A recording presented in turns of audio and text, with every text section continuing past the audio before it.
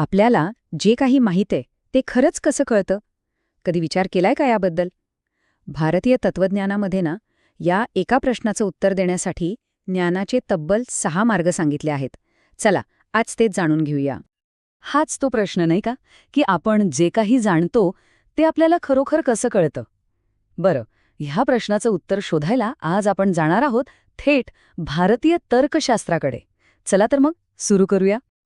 तर भारतीय तत्वज्ञानामध्ये ज्ञानाच्या अभ्यासासाठी एक खास शास्त्र आहे. त्याला म्हणतात प्रमाणशास्त्र.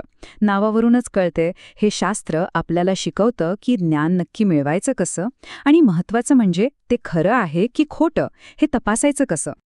आणि या प्रमाणशास्त्राचा मूळ आधार आहे प्रमाण हा शब्द. आता प्रमाण म्हणजे काय? सोप्या भाषेत सांगायचं तर माप किंवा पुरावा.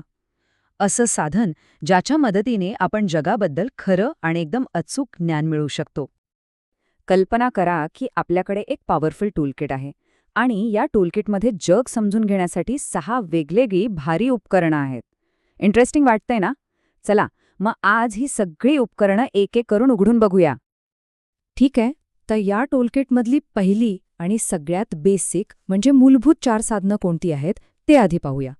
तर पहिलं उपकरण आहे प्रत्यक्ष, म्हणजेच डायरेक्ट परसेप्शन. अगदी थेट ज्ञान.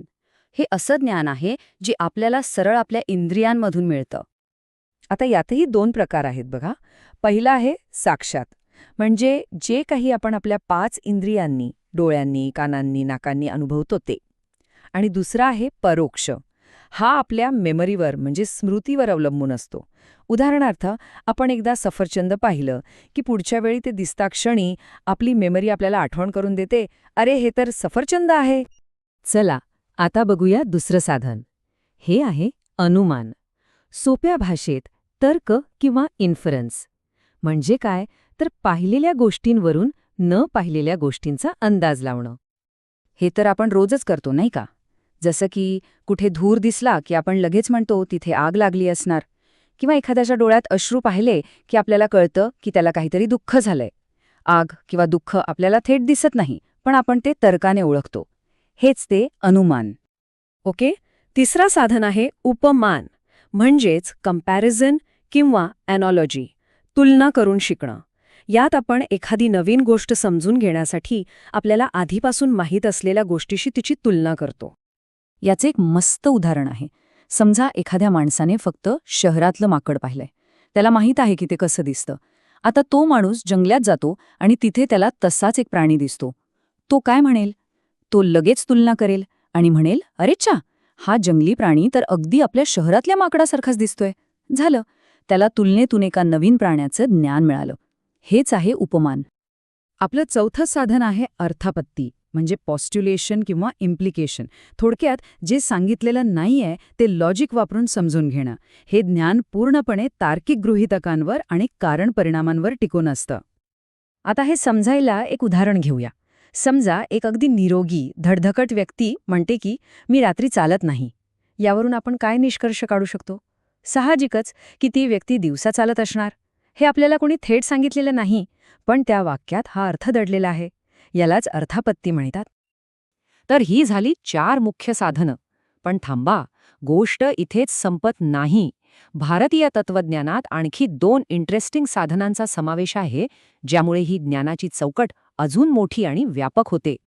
5वं साधन हे जरा वेगळं आहे आणि खरं सांगायचं तर खूपच इंटरेस्टिंग आहे. याचं नाव आहे अनुपलब्धी, म्हणजे नॉन परसेप्शन किंवा अभाव.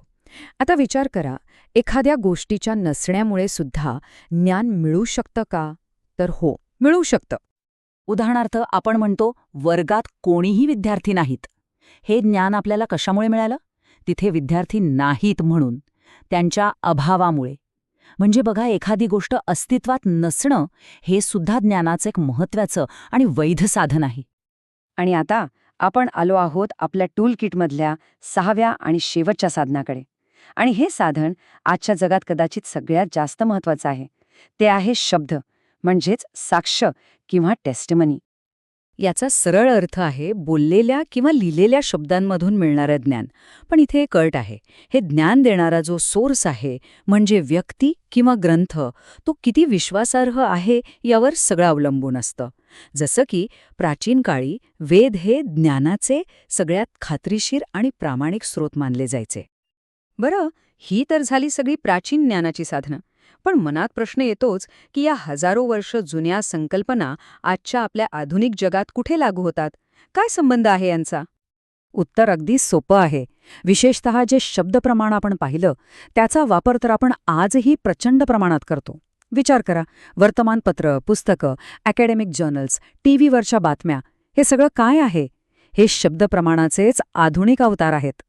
आपलं आजचं बहुतेक ज्ञान हे अशाच विश्वासार्ह स्रोतांकडून येतं. तर मग आजच्या या माहितीच्या महापुरात, जिथे प्रत्येक सेकंदाला काहीतरी नवीन समोर येतंय, तिथे आपल्या ज्ञानाचा सगळ्यात विश्वासार्ह स्रोत कोणता? आपण जे वाचतो, ऐकतो, बघतो, त्यावर किती आणि का विश्वास ठेवतो? हा प्रश्न आजच्या काळात खूप महत्वाचा आहे. यावर विचार करायलाच हवा.